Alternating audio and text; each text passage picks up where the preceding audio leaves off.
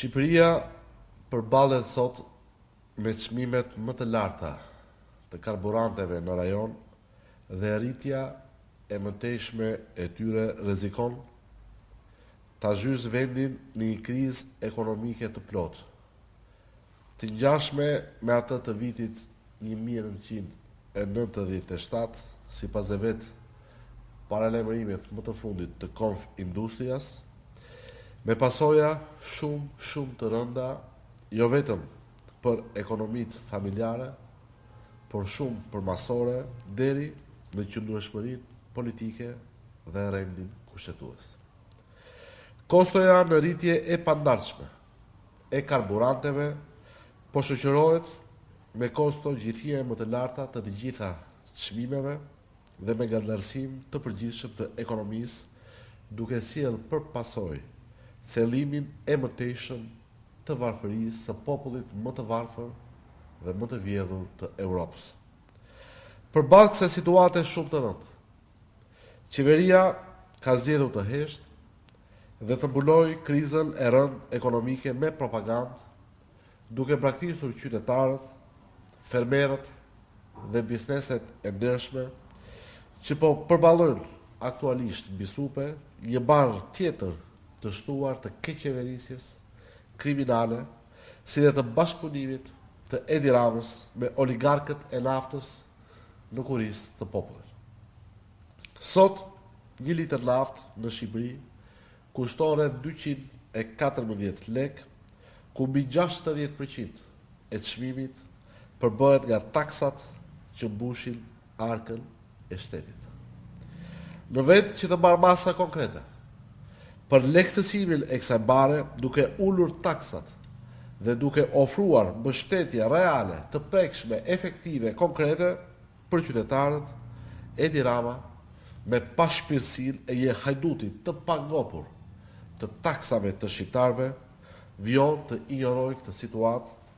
ndryshe nga shumë vende të tjera të Bashkimit Evropian, por edhe të rajonit që kanë ndërhyrë menjëherë për të mbrojtur qytetarët e tyre. Për qeverinë e Edi Ramës, prioritet nuk ka qenë kurrë dhe as tani nuk është interesi publik, por vetëm ruajtja e një sistemi zhvatës që favorizon një pakicë klienteliste që pasurohet bashkë me Edi Ramën në kurisë të shumicës së popullit shqiptar. Ndërkohë që kërkesat për kompensim të çmimit të rritur të naftës vijnë nga të gjitha anët, nga qytetarët, nga fermerët, nga shoqatat e transportit publik, nga Konf Industria dhe biznesi i ndershëm,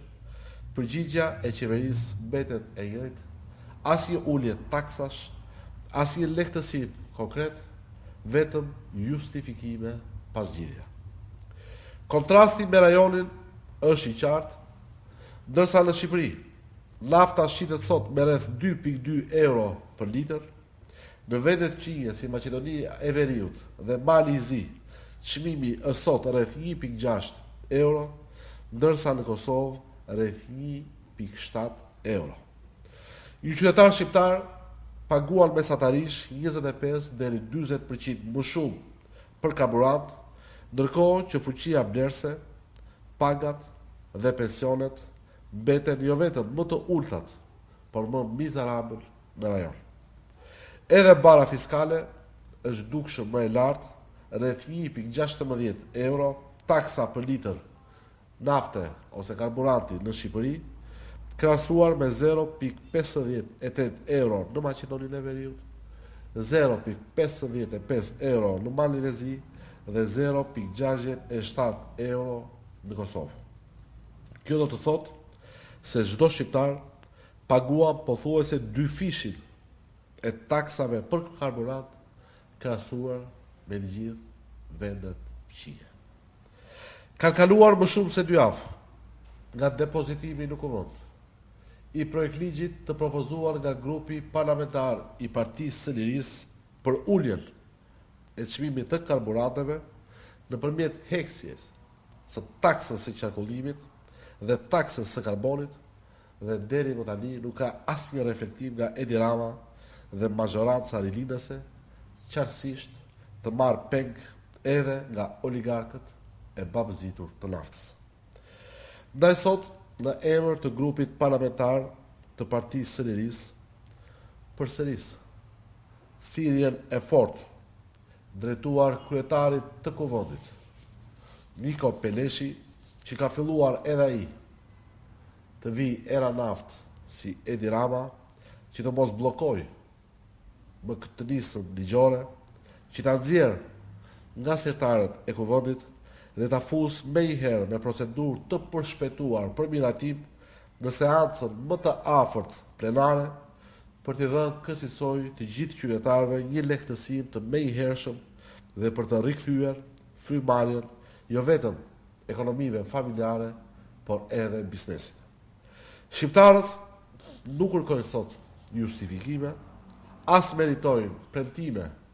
për gjoja ngritje, borde, transparenca që në fakt ka rezultuar në të kaluarën, se ka qenë thjesht dhe vetëm borde për zhvatjen e mëtejshme të shqiptarëve, por ata presin dhe kërkojnë veprim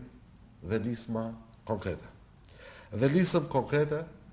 efektive, e prekshme për ta është pikërisht projekt ligji i propozuar nga grupi parlamentar i Partisë së Lirisë për heqjen e taksës së qarkullimit dhe heqjen e taksës së karbonit, që rrjedhimisht do të sjellin edhe uljen e shumë pritur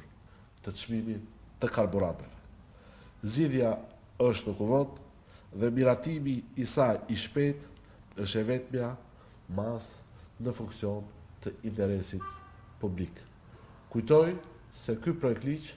është gjithashtu një gur prove për çdo deputet, majtas ose djathtas, nëse është në parlament për të mbrojtur interesin publik,